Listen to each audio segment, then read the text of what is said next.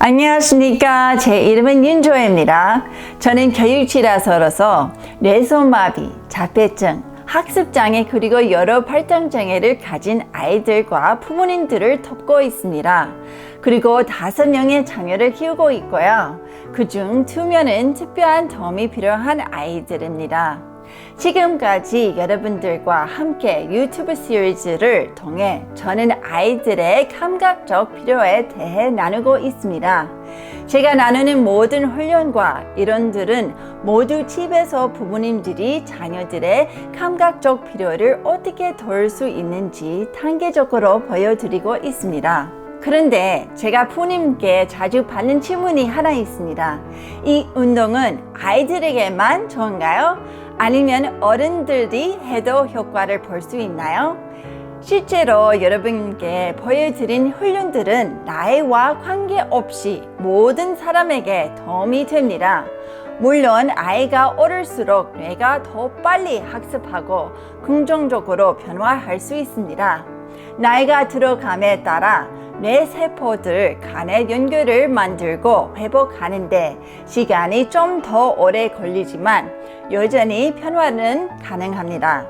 이렇게 뇌 기능의 변화와 회복을 가져올 수 있는 이유는 바로 뇌 가성성 때문입니다. 뇌세포는 언제나 상실된 기능을 회복할 수 있는 놀라운 능력을 가지고 있는데 이것을 뇌가성성이라고 합니다. 뇌세포는 세포 간의 연결을 하지 않으면 죽습니다. 뇌 3%만의 세포체입니다. 실제로 뇌의 97%는 뇌 연결로 구성되어 있습니다. 뇌세포들 간의 연결 네트워크를 구축하는 놀라운 능력에 따라 뇌 기능에 차이가 생기게 됩니다. 뇌세포 또는 뉴런은 몸체, 수상돌기 그리고 축삭돌기 이렇게 3가지 주요 부분으로 구성됩니다. 신경자극은 축삭돌기의 말단에서 수신됩니다. 뉴런의 축삭돌기는 수초는 구성하는 수반 세포로 덮여 있습니다. 수초가 완성되면 세포체에 자극을 빠르게 전달하는 철연체를 형성합니다. 세포체가 신경 자극을 받고 조리함에 따라 수상돌기는 세포체에서 벗어나와 다른 세포로 연결됩니다. 결과적으로 다른 뇌세포에 대한 신경 연결의 대부분을 차지하는 것은 수상돌기입니다. 아이가 배로 기어다니는 시기에 충분히 배로 기어다니지 못하고 배로 기는 법을 배우지 못하면 뇌교가 불안정하게 발달할 수 있습니다. 뇌교는 아픔과 차고, 더운, 온도 감지, 배고픔과 놀라게 하는 큰 소리 감지, 애착, 반응 형성, 사회적 반응 등의 역할을 하는 기관이라고 말씀드렸습니다.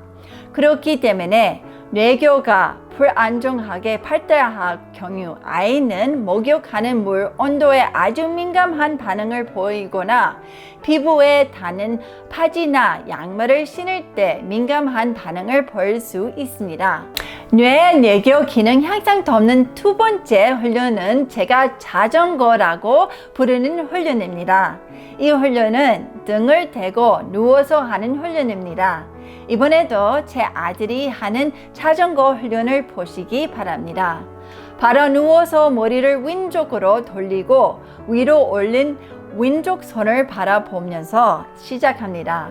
이것은 뇌교뿐만 아니라 눈 기능도 같이 향상시킵니다. 그리고 보시는 것과 같이 이 훈련의 교차 패턴 동작은 아이의 학습과 주의력을 높이기 위한 아주 좋은 준비 운동이기도 합니다.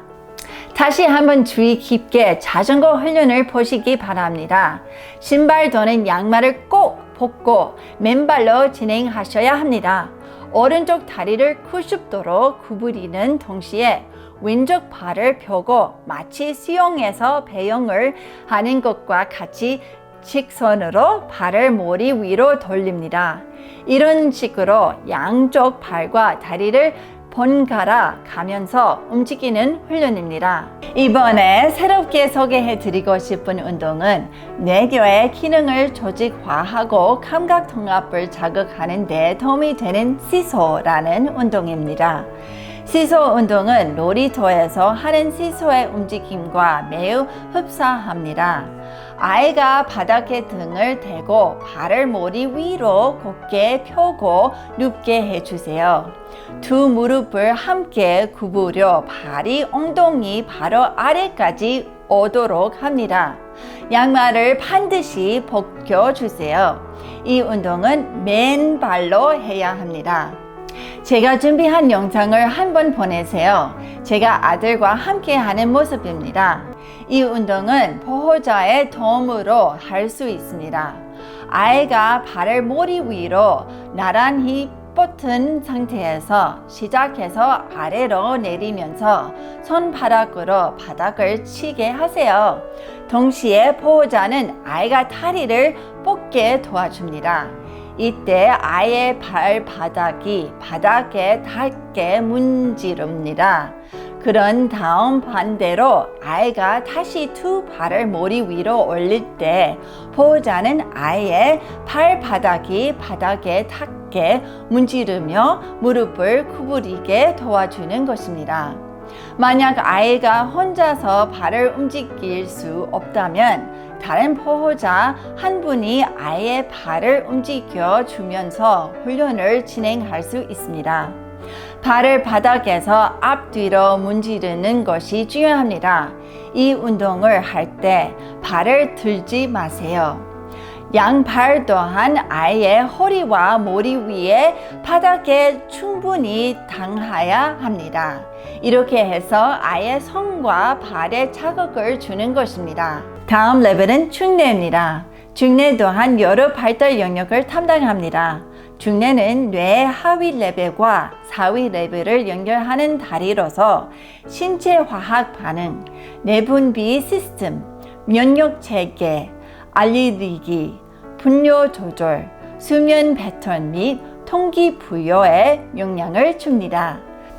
또한 중뇌는 충동 조절, 학습 기억, 감정 반응, 눈과 손의 협음에 영향을 미칩니다. 중뇌 자극이 필요한 아동은 정상적으로 불안정하거나 쉽게 화를 내는 것처럼 보일 수 있습니다.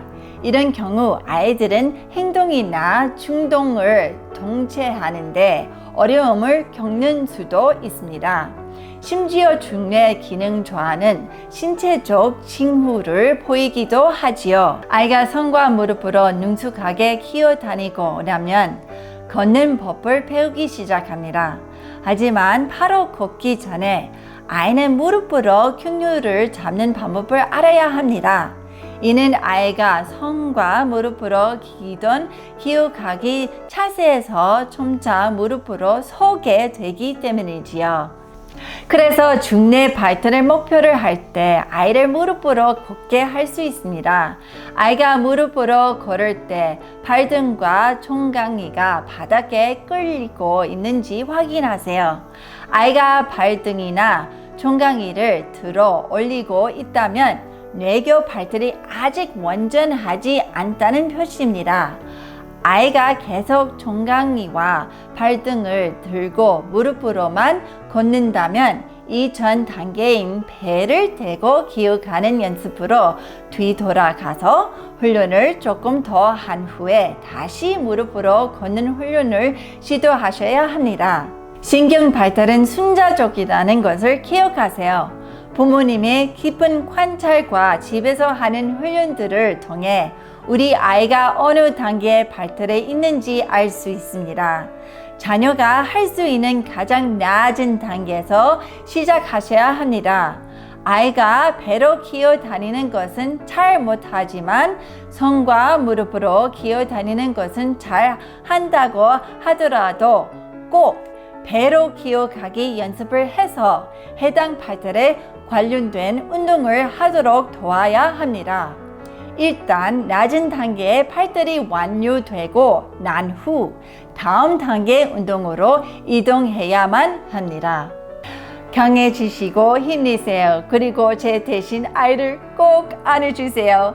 아래 구독 버튼 잊지 말고 클릭해 주세요.